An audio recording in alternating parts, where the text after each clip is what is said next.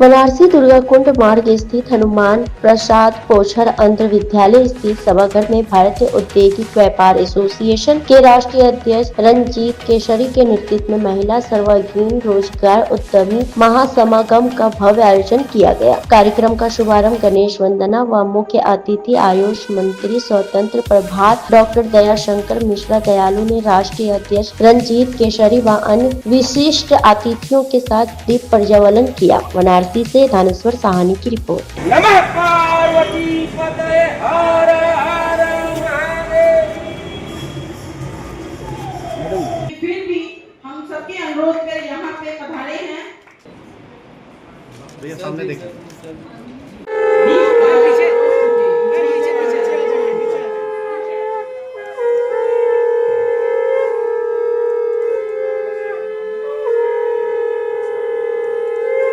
हम सबको यह जानकर खुशी हो रही है कि आपने अपना कीमती समय निकालकर हमारे कार्यक्रम में उपस्थित होने का कष्ट किया। भैया आपके आगमन से हम सभी अभिभूत हैं। धन्यवाद भैया, आपका स्वागत है, अभिनंदन है। आपका स्वागत करने हम सब मिलकर आए हैं। आपका स्वागत करने हम सब मिलकर आए हैं। चेहरे पर मुस्कान और हाथों पे फूलों की माला लाए हैं। को नमन करिए। भारत माता की आवाज में बहुत धीमापन है। जब हम माँ भारती को याद करते हैं तो आप सब लोग को जोशो खरोश के साथ दोनों मुट्ठियां बंद करके पूरी ताकत लगा के बोलना चाहिए, भारत माता की। अभी भी थोड़ी सी कमी है। वंदे वंदे।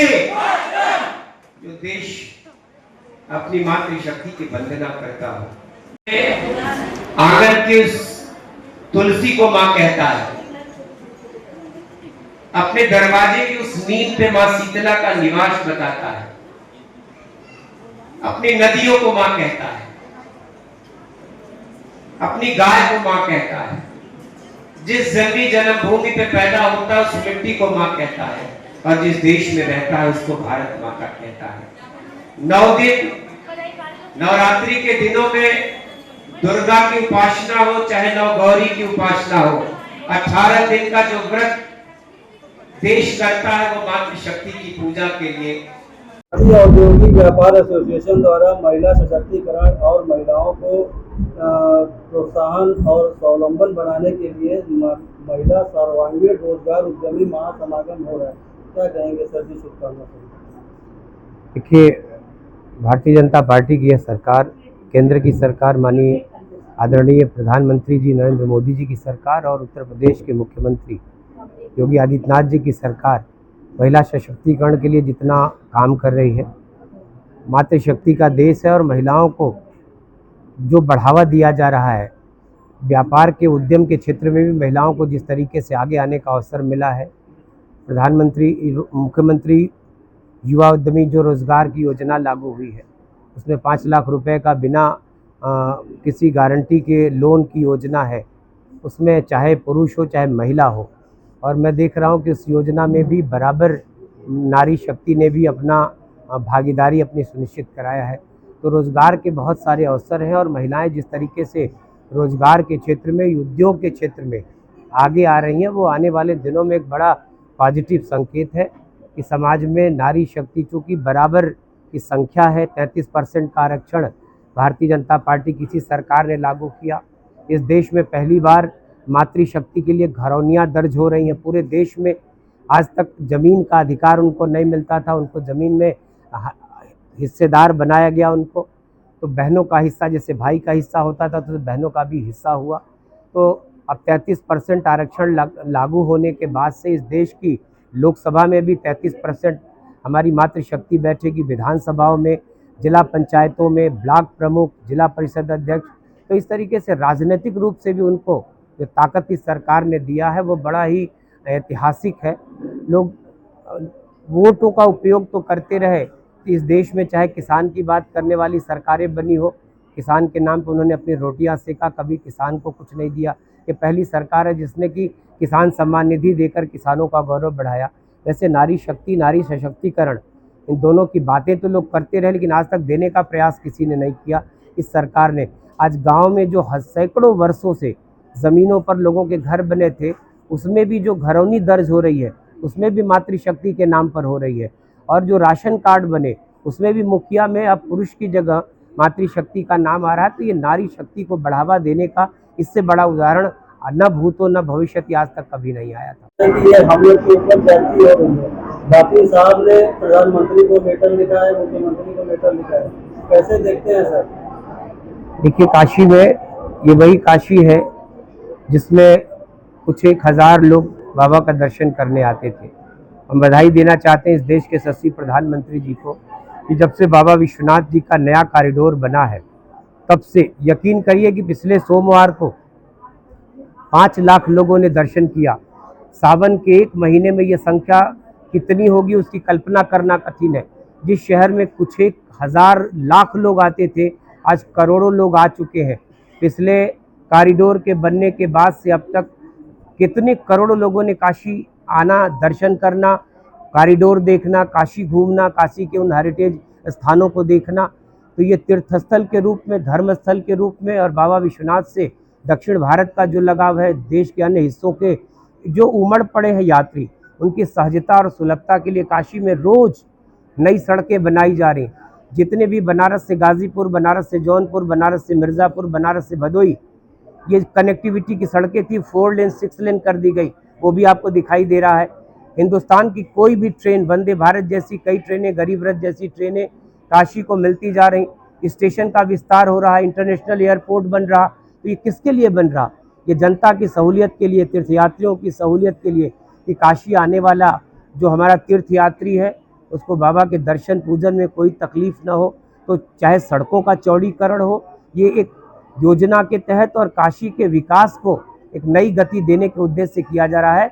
ये जो भी विकास हो रहा है, काशी कोई आता है तो बनारसी साड़ी भी खरीदता है, और उस बनारसी साड़ी का बुनकर पता करिएगा तो हमारा कोई मुस्लिम भाई है।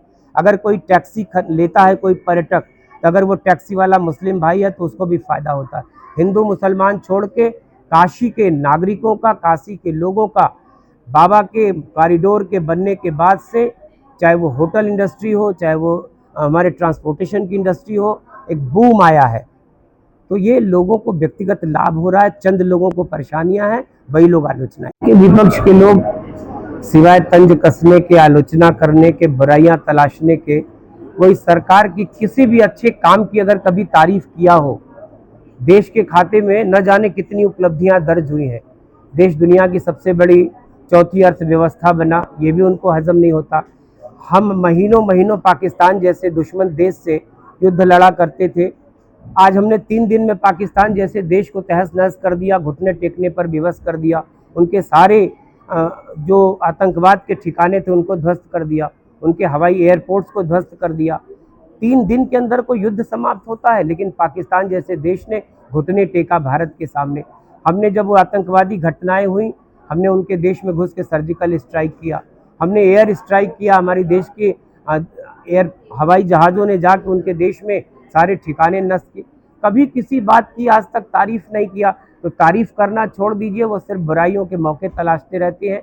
और 11 साल लग गए इंतज़ार करते हुए केंद्र की सरकार, और 7-8 साल से उत्तर प्रदेश की सरकार जनता के भरोसे, जनता के विश्वास जीतकर, दिल जीतकर किसान, मजदूर, मातृशक्ति, नौजवान और गरीब कल्याण के लिए दुनिया के इतिहास में कोई देश में ऐसी सरकार नहीं है जो गरीबों के कल्याण के लिए इतनी कल्याणकारी योजनाएं चला रही। तो मुझको लगता है कि विपक्ष अब सिर्फ पानी पीट रहा है, अब मुद्दे उसके पास नहीं बचे हैं। रणजीत केसरी, राष्ट्रीय अध्यक्ष, भारतीय औद्योगिक व्यापार एसोसिएशन। अध्यक्ष जी, महिला सर्वांगीण रोजगार उद्यमी महासमागम क्या उद्देश्य है और क्या कहना चाहेंगे? देश के ऊर्जावान यशस्वी प्रधानमंत्री आदरणीय नरेंद्र मोदी जी के संसदीय क्षेत्र में भारतीय औद्योगिक व्यापार एसोसिएशन के द्वारा महिला सर्वांगीण रोजगार उद्यमी महासमागम का जो आयोजन हो रहा है, इसी कार्यक्रम में हम लोगों के वाराणसी नहीं, पूरे प्रदेश के लोकप्रिय मंत्री, हम लोगों के चहेते भाई, परम आदरणीय दयाशंकर मिश्र दयालु गुरु जी आए हुए हैं। भारतीय औद्योगिक व्यापार एसोसिएशन महिला सभा इनका हार्दिक स्वागत, अभिनंदन एवं वंदन करती है। संगठन का उद्देश्य है कि भारत सरकार, राज्य सरकार की जो योजनाएं हैं जो संचालित की जा रही हैं, उस योजनाओं को धरातल पर लाने के लिए सरकार के मंत्रीगण, जिले के अधिकारीगण और आम पब्लिक में जो कि कुछ बातें होती हैं कि वो लोग कहीं न कहीं समस्याओं का सामना करना पड़ता है, तो हम लोग एक मंच पे, ये हमारे विश्व गुरु परम आदरणीय नरेंद्र मोदी जी का जो सोच है कि हमारी महिलाएं सशक्त होकर आर्थिक रूप से मजबूत बने ताकि भारत दुनिया में डंका बजा सके, तो इसमें भारतीय औद्योगिक व्यापार एसोसिएशन सरकार के साथ मिलकर के काम कर रहा है और सरकार के मंत्रीगण और जिले के अधिकारीगण, शासन प्रशासन का बहुत ही सहयोग मिल रहा है। मैं सभी का हृदय से आभार प्रकट करता हूं और खास तौर से बनारस की महिला प्रभारी संगीता मिश्रा जी, हमारी महानगर के प्रभारी नंदा चटर्जी जी एवं हमारी पूरी टीम के द्वारा इतना बढ़िया संचालन किया गया। मैं महिला सभा को बहुत बहुत धन्यवाद देता हूं और अपने प्रधानमंत्री जी, अपने मुख्यमंत्री योगी आदित्यनाथ जी को मैं बहुत बहुत धन्यवाद देता हूं कि जहां भी भारतीय औद्योगिक व्यापार एसोसिएशन देश के लगभग 800 शहरों में काम करता है और जिस शहर में भारतीय औद्योगिक व्यापार एसोसिएशन का कार्यक्रम लगता है, वहां के सभी शासन प्रशासन और अधिकारी और सरकार सहयोग कर रही है। मैं सभी लोगों का रणजीत केसरी हाथ जोड़कर आभार प्रकट करता है और मैं विश्वास दिलाता हूं अगर इसी तरह सरकार का सहयोग रहेगा तो पूरे हिंदुस्तान में कोई भी महिला, कोई भी पुरुष बेरोजगार नहीं रहेगा। हर हाथ में रोजगार, हर हाथ में सम्मान और हर हाथ में सुरक्षा देने का काम करूंगा। इन्हीं चंद्रवाणी के साथ माननीय मंत्री जी का दिल से आभार प्रकट करते हुए अपनी वाणी को विराम देता हूं। जय हिंद, जय भारत।